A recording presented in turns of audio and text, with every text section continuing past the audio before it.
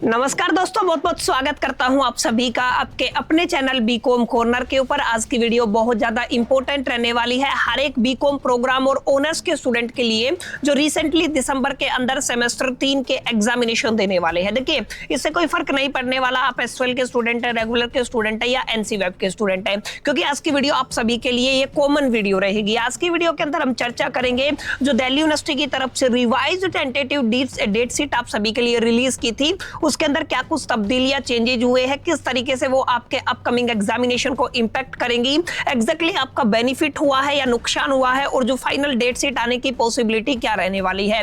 उम्मीद करता हूं इस वीडियो के दरमियान आप सभी मेरे साथ आखिरी तक बने रहेंगे। कंटेंट अगर आपको यूजफुल लगता है तो इस वीडियो को लाइक करके अपने दोस्तों के साथ शेयर जरूर करेंगे। बहरहाल विदाउट वेस्टिंग टाइम चलिए शुरू करते हैं। माय डियर फ्रेंड्स, जितने भी सेमेस्टर 3 वाले बच्चे हैं आप लोग मेरी बात को ध्यान से समझिएगा। इससे पहले दिल्ली यूनिवर्सिटी की तरफ से एक टेंटेटिव डेट शीट रिलीज की गई थी। टेंटेटिव डेट शीट का क्या मतलब होता है, जहां पे जिस डेट शीट के अंदर जो फाइनल नहीं है, जिसके अंदर तब्दीली चेंजेस बदलाव होने की पॉसिबिलिटी होती रहती है।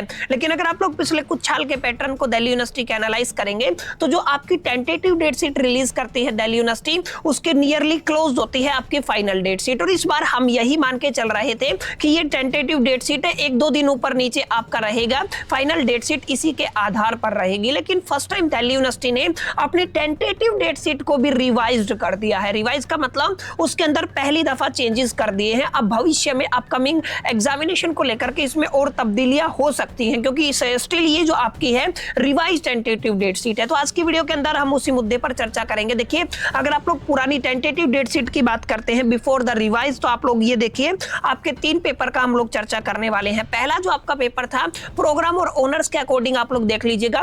प्रोग्राम वाले बच्चे हैं तो आपके पास बिजनेस स्टैटिस्टिक रहेगा, और अगर आप लोग ऑनर्स वाले बच्चे हैं तो आपके पास बिजनेस मैथमेटिक्स रहेगा। पहले दिल्ली यूनिवर्सिटी ने जो टेंटेटिव डेट शीट रिलीज किया था उसके अकॉर्डिंग आपका ये पेपर 19 दिसंबर को होना था, लेकिन इसको शिफ्ट करके माय डियर फ्रेंड्स 11 दिसंबर के ऊपर ला दिया है। यानी कि जो आपका बिजनेस मैथमेटिक्स या बिजनेस स्टैटिस्टिक का पेपर होना है उसके अंदर करीब करीब 8 दिन कम कर दिए हैं। तो यहाँ पे ये एक बड़ा गैप हो जाता है आप सभी तमाम स्टूडेंट्स के लिए, क्योंकि आप अपनी प्रिपरेशन करते हैं तो 8 दिन बहुत मायने रखते हैं, स्पेसिफिकली ग्रेजुएशन लेवल पे तो बड़ा इंपैक्ट ये रहने वाला है। ऐसे में आप सभी को थोड़ा सीरियस रहना है। और ये दोनों, ये आपका बिजनेस स्टैटिस्टिक और बिजनेस मैथमेटिक्स दोनों ही सब्जेक्ट काफी प्रैक्टिकल सब्जेक्ट है, तो सीरियसली आपको इनकी तैयारी करनी है। और मैक्सिमम बच्चों से अगर आप लोग बात करेंगे जो आपके सीनियर हैं, तो आप लोग पाएंगे जो ईआर आता है, रीअपियर आता है, कंपार्टमेंट आता है, वो इन्हीं सब्जेक्ट के अंदर आता है। तो ये पहले सब्जेक्ट के अंदर अगर आप लोग देखेंगे तो 8 दिन का आपका नुकसान रहा है। अब बात करते हैं आपके one of the difficult subject financial management की, जिसको आप लोग एफएम कहते हैं। एफएम का पेपर 29 दिसंबर को होना था, जिसको शिफ्ट करके 16 दिसंबर पे लाटे का है। अब मान के चल सकते हैं करीब करीब 12 से 13 दिन का ये टाइम है वो कम कर दिया है। तो ये भी आप सभी के लिए एक बड़ा लॉस है, क्योंकि अपने आप में प्रैक्टिकल प्लस थ्योरेटिकल सब्जेक्ट है, प्रिपरेशन भी करनी है, प्रैक्टिस भी करनी है, लर्निंग भी करनी है, तमाम बातें एक साथ आपको करनी है। और ऐसे में आप सभी के लिए करीब करीब 2 वीक घटा देना अपने आप में एक बड़ा चेंज साबित होगा, जो आपके लिए नुकसान की बात है। तो आप लोग प्लीज इस चीज को मेक श्योर करके नोट कर लीजिएगा। और इसी के इर्द गिर्द आपका फाइनल डेट शीट भी रहने वाला है, तो सीरियसली इस चीज को कंसीडर कीजिए और फाइनेंशियल मैनेजमेंट की अपनी तैयारी शुरू कर दीजिए। अगर अभी तक आपने तैयारी शुरू नहीं की है तो हमारे इसी चैनल के ऊपर प्लेलिस्ट सेक्शन में जाइए, फाइनेंशियल मैनेजमेंट 2025-26 के नाम से पूरी प्लेलिस्ट बनी हुई है। अप्रोक्सीमेट 34-35 क्लासेस वहां पे पड़ी हुई है लेटेस्ट सिलेबस के अकॉर्डिंग। आप लोग कंज्यूम कीजिए, आपको एक कॉन्फिडेंस आएगा कि यस, इस पेपर के अंदर हम लोग इजीली फोड़ के आ सकते हैं। तो माय डियर फ्रेंड्स, ये तो डिसिप्लिन के 2 सब्जेक्ट हो गए।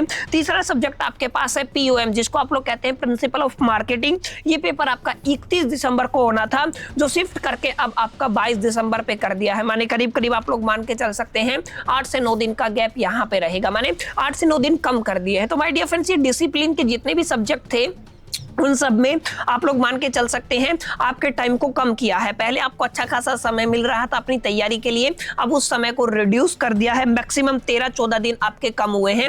आप लोग इस चीज को एक मोटा मोटा रफ आइडिया लेके चल सकते हैं। तो इस चीज को आप लोग सीरियसली लेके अपनी एग्जामिनेशन की प्रिपरेशन को अभी से शुरू कर दीजिए, अगर नहीं किया है। बाकी अगर आप लोग प्रिपरेशन कर रहे हैं तो ये सोने पे सुहागे वाली बात होगी।